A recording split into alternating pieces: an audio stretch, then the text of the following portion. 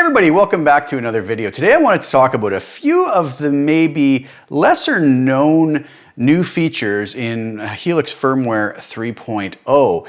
A couple of these I've talked about a little bit in a My Top 5 video I did when the firmware first came up, but I want to dive a little bit more in depth, talk about a couple of things that may kind of fly under the radar and a lot of people may not even realize are in there. And it would be a shame if there's something you could really use that you weren't aware was there just because you simply weren't aware of it. Okay, so let's take a look at this and see what some of these features are. The first one I want to talk about is something called True Preset Spillover. Now, a lot of folks might go, what is this? Why do I need it? Why do I care? Well, there's always been an interesting thing on the Helix that when we try to switch from one preset to the next, there's always a slight delay or gap, let's call it, in switching presets. And that's because the new preset has to load up into the DSP and be ready to go. And that takes a tiny bit of time. Unfortunately, a little bit too much time if we want to seamlessly switch so we can continue playing, let's say in the middle of a song. You know, the fine folks at Line 6 brought in snapshots to kind of rectify this situation and allowed us to kind of have settings of different parameters within our preset and seamlessly switch between those, but staying in the same preset. But that doesn't allow us to load or unload certain blocks, whereas changing a preset does. So the workaround for this, and it doesn't come without some sacrifice, is this new feature called True Preset Spillover. Well, the way we get to this is by going into global settings, okay? And under the preference menu, we're going to see where we can turn on or off True Preset Spillover. What happens is, let's go over to HXEdit for a second, we see our normal two paths here. Now what happens when we turn True Preset Spillover on is this.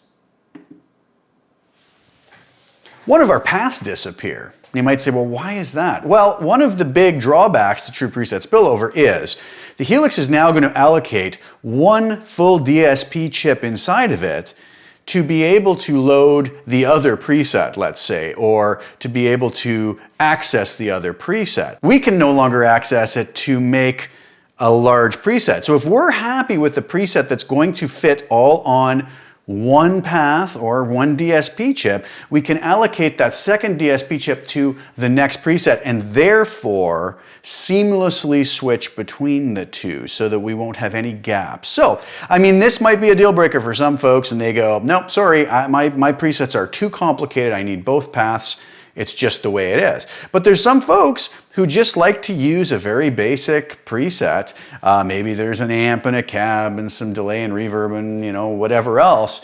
And we could get away with using this feature and seamlessly being able to switch between presets as we play with no gap. So that's a really cool feature that I hope some of you can get some use out of. And obviously, like I said, some folks it's going to be a deal breaker giving up that other DSP path. Now, a couple things we have to be careful of in the release notes. The folks at Helix have told us here, this is important. Unfortunately, looper recording or playback will not currently spill over from one preset to another. Also note there may be a slight hiccup when switching between two presets with different impedance values for the guitar input. So those are a couple things that we would want to keep in mind that are further limitations of this. But I think this is a real testament to Line 6 really trying to come up with new ways to make the Helix even more accessible to everybody. You know, a lot of folks may not need this feature, but a lot of folks may want it. Now it's there. You don't want it, turn it off. You want it, turn it on. Simple as that, but really cool feature to have in our Helix. The next feature I want to talk about was the new favorites function. Now, I talked about this a little bit in my top 5 favorite features of 3.0. As we see up here, we have a favorites menu. Now, a lot of folks might ask what that is.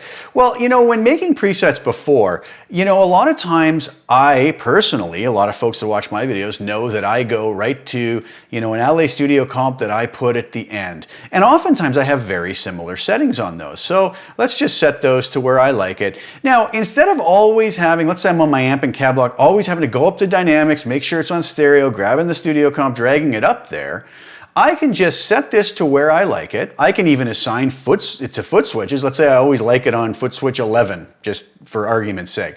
I can now right click this, save as favorite, add as a new favorite, choose where to add in favorites list. I only have this in there right now. I hit save.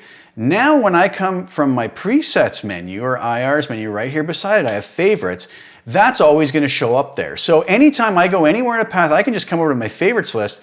That loads up with all the assignments that I had, including the foot switch assignment, okay? So you can see now, let's say I have that, and let's say I also, love to have a transistor tape roughly at, let's say, these settings. Not really important with the trails on. Let's say I always like to assign that to foot switch 7, let's say. Again, I save that to favorites. It goes in my list right here. I save that. Now it's in my list over here. Always there, easy, ready to go. Let's say I always also like to add a room reverb with, I don't know, these settings and assigned to foot switch 8. And again, I save that to my favorites list. And let's add one more. Let's say I'm a really big fan of the Matchstick Channel 1 amp with these settings. Not that they are, I'm just, picking these for example purposes, and I save that to my favorites. And we can add a whole bunch of these. So now when we're at our list, and instead of constantly having to go into an app and a cab and search through here for the Matchstick Channel 1 or the LA Studio Comp and jump around there, I can go directly to my favorites list and I can just go, oh, I want an LA Studio Comp at the end. Next, I want my reverb. Next, I want my delay. Next, I want my amp. And that's how quickly I can do this now. Settings are where I like them as a starting point. And now I can build that preset if I want to add chorus to it or anything else, right? And I mean, we could continue down our favorites list by continually adding it. So not only is it interesting that it saves our settings so we don't have to go set them, but also it just gives us one condensed, organized list where we can access the things that we really like very quickly, and what a time saver that is. Now, the other feature I talked about in my top 5 was the default feature. Now, let's say that, on the LA Studio Comp, I always use these settings, right? So when I call up a new instance of this from a menu, I get these settings: peak reduction of 7.8, gain of 6.2, 100% mix, emphasis of 0.9, compression, set to compress, level at 0. But I don't like those settings, I like these settings. So if I right click this and go down and say user default and click that, now watch what happens when I open up another instance of the LA Studio Comp. It automatically loads up with those settings, saving me from having to go back and change all of those settings. Now some folks might say, well, why do I need that if I have favorites, right? Well, we may not want to just fill our favorites list up with so many different things. Maybe we only use a certain modulation effect. Maybe we only use a trim, optical trim so often, and I like these settings on it. Well, I can just set that to user default. I don't know if I hit that. And then every time I come to that optical trim, it's going to load up with those without having to mess around with the settings at all. If I ever want those to go back to factory default, I just click factory default. Next time I open that block up, it goes back to the factory default, okay? So two really interesting ways. Everybody's gonna have a different workflow. Some people might find that favorites just work, and that's fine, and that's all you need. Others might just like to go through and set all of their defaults on all the blocks that they oftentimes use just to get a good starting point, right? And we can even use them in conjunction with one another and have really great results. Now, another really great feature that the Line 6 folks have put into Helix 3.0 is one that a lot of folks may not realize is there, and it is the auto impedance function and how it's changed. I mean, the auto impedance function was always there, but the way it acted, and I did a video about this with a workaround when talking about some fuzz pedals. What it did is it always, let's say we put a fuzz pedal in the first block, right? What it would do when set to auto impedance, I don't know which one I could put here, let's go arbitrator fuzz. When set to auto impedance, it would set the impedance of this block, whether it was on or off. The impedance we would normally have going into an amp block, let's say, even on auto impedance, would be around 1 mega ohm. But something like the arbitrator fuzz pedal actually would be more around the 10 kilo ohm setting. So that would, if we were on auto impedance, it would automatically be set to 10 kilo ohm. You might say, well, that's good. That's what it's designed to do. The problem is we turned that off. It didn't change that back to the 1 mega ohm setting. It just kept it at 10 kilo ohm. And a lot of people would say, I had my amp set up for this really beautiful tone. I added, let's say, an arbitrator fuzz in the front of it. Sounded great when it was on, but when I turned it off, it killed my tone. It destroyed it. So you'd have to go through and, set a foot switch so that when we turned this off, it also adjusted our impedance. And it was a bit of a clumsy workaround. Well, the folks at Line 6 have addressed this now, and we have a choice. If we go to Global Settings, we go under the Preference menu again, and we page over and we'll see Auto Impedance. And it can be set to either First Block or First Enabled.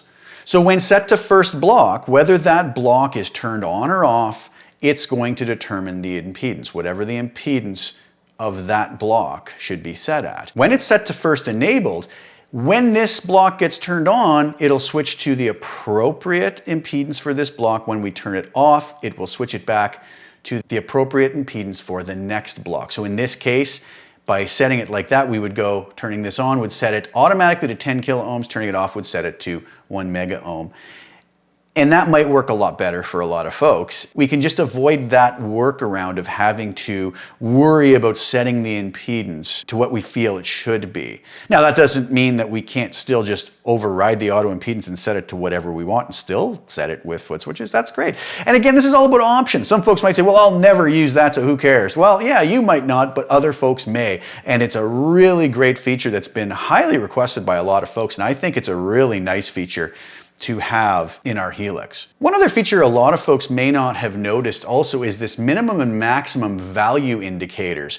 One thing a lot of folks probably do realize, let's say I come over to my transistor tape and I go over to my bypass controller assign tab, and let's say I want to control the time with a foot switch, let's say. So I say foot switch number 5 I'm going to use to control the time, but I want there to be a minimum and maximum time. The minimum let's say I want at 100 milliseconds, and the maximum I want at, let's say, 500 milliseconds, which I will just type in.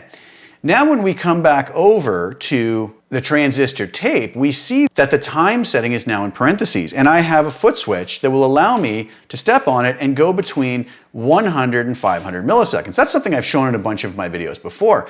What doesn't show on HXEdit though, and what I can show you here, is that there's now little indicators on the Helix screen itself. And if you notice right here, and I don't know if I can even zoom into this a bit, there's a little white dot under and over showing the minimum and maximum settings, so we have a bit of a visual to know where these settings are set to be either controlled by a foot switch, maybe our expression pedal or an external expression pedal, whatever we choose to control with. But this is kind of a neat little feature that'll help us to have a visual of where we're at and where we're going to go when we engage whatever controller we set up for that function. All right, well, what do you guys think? That's a few of the sort of hidden gem features that I thought would be an interesting video to make, just because there may be some folks who haven't had a chance to read all through the release notes or got bored doing so, which happens. I'm the same way sometimes. You get tired of reading through and kind of understanding how everything works. So I thought those might be some features a lot of folks will really find useful that maybe